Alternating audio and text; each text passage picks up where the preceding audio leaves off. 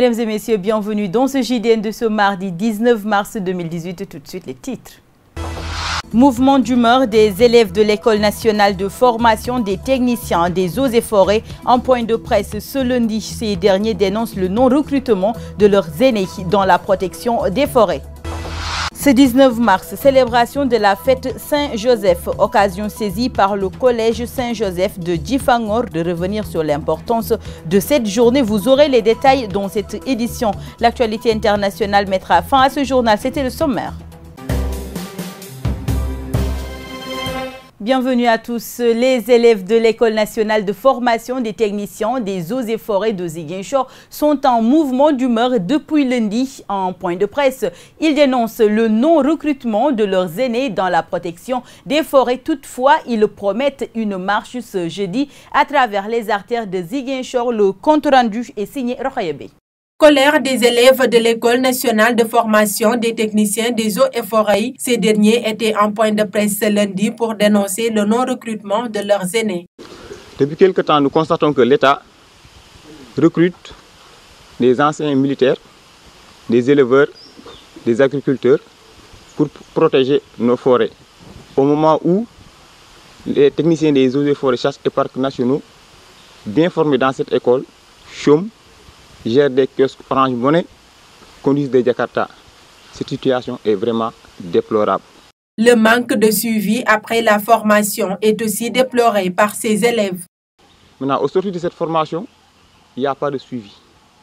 Il n'y a pas de suivi, il n'y a pas d'encadrement. Et aussi, dans les normes, après la sortie, on a le droit d'être au parc ou au service des eaux et forêts. Mais nous constatons depuis 2 ans que les parcs ne veulent plus recruter les sortants de cette école. Selon le coordonnateur du collectif des diplômés et élèves sortants du centre, leurs bourses ne peuvent plus les satisfaire dans leurs études. Entre autres, nous déplorons aussi la bourse. On a une bourse de 25 000. Alors qu'ailleurs, les étudiants, ils ont une bourse de 36 000. Ils ont des logements, ils ont une subvention pour les repas. Donc, ce n'est pas acceptable. Ces élèves de l'École nationale de formation des eaux et forêts appellent donc le chef de l'État Macky Sall à trouver une solution face à cette situation. Toutefois, ils promettent de marcher ce jeudi à travers les artères de Ziguinchor. Et puis, le programme du nouveau gouvernement est attendu avec impatience à Ziguinchor. L'emploi des jeunes, des femmes et l'industrialisation de la Casamance sont souhaités par les populations ziguinchoroises. Écoutons leur réaction au micro de Boubacar Sambou. Ce qu'on attend de ce pays-là, c'est de ce prochain gouvernement du président de la République, qu'il puisse faire un gouvernement où il y aura une pensée spéciale pour Ziguinchor. Parce que Ziguinchor n'est pas industrialisé. Et si Ziguinchor est industrialisé, je pense qu'aux prochaines échéances, c'est vrai qu'il ne sera plus candidat, mais le candidat qu'il va même protéger pourrait avoir beaucoup de voix, pourrait lui pousser vers la victoire. Je crois que c'est ce qui est important. Moi, c'est l'industrialisation de la ville de Ziguinchor. Par exemple, si on avait une usine fruitière, comme la Gambie qui est là à côté, qui a tous les produits en boisson. Et ici, on doit pouvoir avoir ça. Pour le prochain gouvernement, nous attendons de l'emploi pour les jeunes et que les rues soient aussi bien faites pour faciliter l'évacuation des marchandises, que ce ne soit pas uniquement au niveau Ziguinchor-Dakar, mais que ce soit aussi à l'intérieur de la région. Sinon que le travail, ils doivent se mettre vite au travail pour vraiment terminer ces 5 dernières années qui restent au président Macky Sall. Déjà, Ziguinchor est en chantier depuis quelque temps, depuis l'avènement du maire, depuis que le maire est rallié. Avant même, Ziguinchor est en chantier. Nous souhaiterons vraiment que ces sentiers, qu'ils accélèrent ces sentiers pour en trouver d'autres aussi. Voilà, ce gouvernement-là, nous pensons que ça va être un gouvernement objectif. Parce que jusque-là, nous avons qu'un gouvernement électoraliste, où on a mis des structures qui ne servent à rien. Le Haut Conseil des collectivités locales, le Conseil environnemental, et quoi là. Je crois que tout ça là, ça va disparaître parce que le président n'a plus besoin de clientélisme politique. Il a besoin d'être objectif. Et on s'attend à ce nouveau gouvernement qu'on diminue la taille du gouvernement. Oui, le projet Sénégal émergent. C'est formidable comme projet, qu'ils le mettent en exécution de façon globale. La communauté chrétienne célèbre ce 19 mars la Saint-Joseph qui symbolise le jour de la fête patronale pour les personnes portant le nom de Joseph ou Joséphine, mais également pour les instituts religieux tels que le collège Saint-Joseph de Djifangor. C'est aussi le saint patron des charpentiers. L'établissement a récompensé ses 10 meilleurs élèves. Le compte rendu est signé Paul Pascal da Silva. Le collège Saint-Joseph de Djifangor a célébré ce 19 mars sa fête patronale, une fête qui marque l'importance de Joseph chez les chrétiens et que bon nombre de fidèles ignorent. C'est l'occasion pour Abbé Nicolas Biagui de revenir sur le personnage de celui qui fut le père adoptif de Jésus. La fête, cette solennité de Saint-Joseph est, disons, une attention de l'Église sur une personne, sur une figure qui a beaucoup contribué au dessein de Dieu. C'est-à-dire le dessein de Dieu, c'est ce que Dieu a prévu, selon sa volonté, ce qu'il a programmé pour aider les hommes, pour sauver le monde, pour sauver tous les hommes.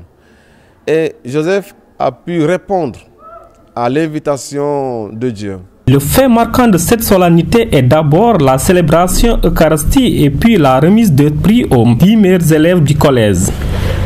Cette année aussi, nous allons faire sortir le tableau qu'on appelle chez nous le top 10. Le top 10 qui reflète et qui va faire sortir les meilleures moyennes du collège. Alors les 10 premières moyennes du collège et les moyennes des classes. Et tout ça, c'est toujours dans cette mouvance de ce saint patron qui est grand, qu'on veut aussi montrer qu'il est possible à toute fille de puiser aussi ses forces et de toujours continuer dans cette grandeur. Les élèves n'ont pas manqué de formuler des vœux auprès de Saint-Joseph. Mon vœu, c'est de réussir dans ma vie. Mon vœu est que l'école réussisse, qu'il réussit et qu'on ait 100% au BFM. Mon vœu, c'est de réussir à l'école et que le collège s'évolue et pour que plus d'autres élèves viennent étudier ici. Parce que c'est une école de formation. On apprend beaucoup de choses ici. Pour rappeler, la Saint-Joseph est célébrée chaque année le 19 mars. Il est le saint patron de charpentiers. Soyez les bienvenus ici à Djifangor. En bref, Ibrahima Sonko, l'un des individus qui avait identifié les gendarmes qui s'étaient rendus au domicile de Ousmane Sonko aux HLM Nema Ziguinchor pour récupérer des fiches de parrainage, est porté disparu depuis jeudi dernier. Une disparition qui suscite beaucoup d'interrogations selon les membres de sa famille qui sont dans le désarroi. Sa dernière apparition date du 14 dernier lorsqu'il se rendait à une banque pour le versement de l'argent collecté de la pharmacie dans laquelle il travaillait. À présent, Guinée-Bissau, au lendemain de la proclamation des résultats des élections législatives bissau-guinéennes tenues ce 10 mars 2019, l'Agence pour la sécurité de la navigation aérienne en Afrique et à Madagascar a tenu sa 63e réunion statutaire du comité des ministres ce 15 mars, occasion pour les participants de revenir sur les grands défis dans le domaine de l'aviation compte rendu. Après le Togo, c'est au tour de la capitale bissau-guinéenne d'accueillir la 63e réunion du comité des ministres de l'Agence pour la sécurité de la navigation aérienne en Afrique et à Madagascar. Cette rencontre a connu la participation de tous les ministres de tutelle des pays membres de cette agence, ce qui est perçu comme un honneur de la part du ministre des Transports aériens et de la communication de la Guinée-Bissau, non moins nouveau président du comité des ministres. C'est un grand honneur pour nous d'accueillir à Bissau mes collègues ministres en charge des transports aériens des États membres de la SECNA.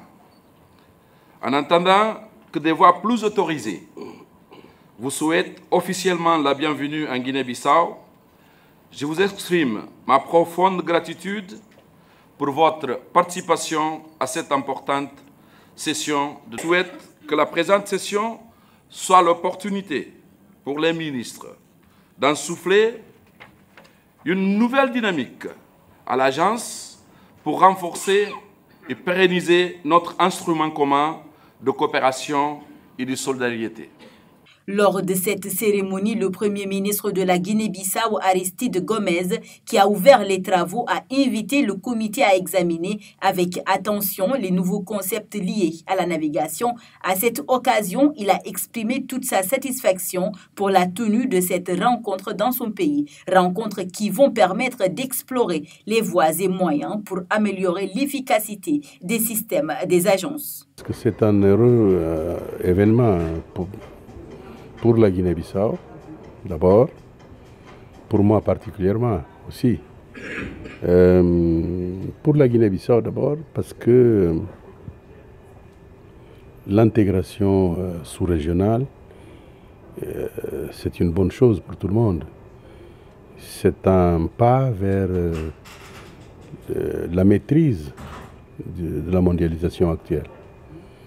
Donc il faut...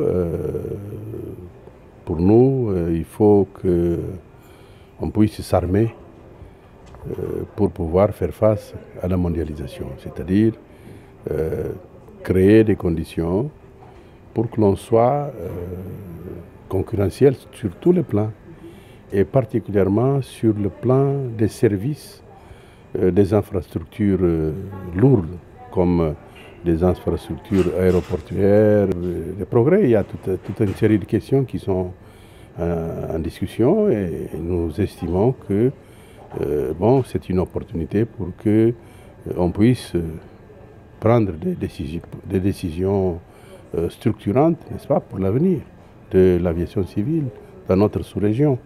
Et nous, sur ce plan, nous sommes très en retard, d'où l'importance singulière pour nous la tenue de cette réunion ici en Guinée-Bissau. D'autre part, ça nous donne une visibilité que l'on mérite. Nissa Onyofa, ministre togolais des Transports et ancien président du comité des ministres, en a profité pour faire le point sur les activités menées par la SECNA au cours des 12 derniers mois. D'importantes études ont également été lancées sur le plan de la gestion des ressources humaines pour adopter le système de rémunération à la classification des différents corps de métier. Il en est de même des études pour une meilleure organisation du système de retraite des agents. Voici, chers collègues, c'est la ministre qui le dit, voici, chers collègues, les points sur lesquels je voudrais attirer votre aimable attention. Pour rappel, la 63e réunion du comité des ministres de l'Agence pour la sécurité de la navigation aérienne en Afrique et à Madagascar s'est tenue du 13 au 15 mars 2019 dans la capitale bissau-guinéenne. Les participants se sont penchés sur le bilan des activités de la SECNA et les grands défis du secteur, ce qui présage de très bonnes avancées dans le domaine de l'aviation en attendant la célébration de la 60e anniversaire de la SECNA qui se tiendra en Guinée-Bissau.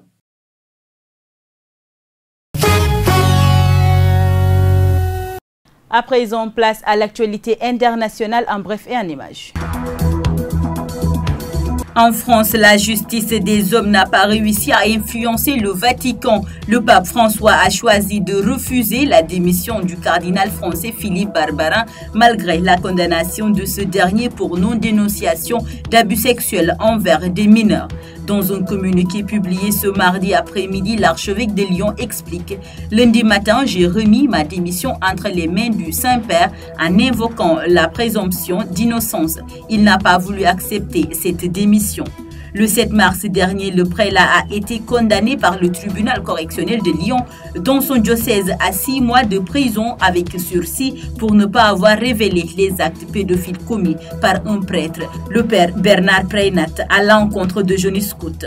Surpris par cette sentence plus ferme qu'on ne l'imaginait, ses avocats ont fait immédiatement appel, mais sans même attendre un nouveau jugement. Le souverain pontife a donc tranché. François ne cache pas sa proximité avec le cardinal Barbarin. En Italie, 49 personnes ont été secourues lundi par le navire humanitaire Mar Jonio au large de la Libye. Selon le collectif Méditerranée qui regroupe plusieurs associations humanitaires italiennes, le bateau pneumatique était en train de couler quand le Mar Jonio est intervenu. L'équipage a mis le cap vers le port italien de Lampedusa, le plus proche et le plus sûr selon le collectif. Mais le vice-premier ministre italien Matteo Salvini a immédiatement annoncé que le navire ne serait pas autorisé à entrer en Italie. Mesdames et messieurs, c'est la fin de cette édition. Merci de l'avoir suivi. Au revoir.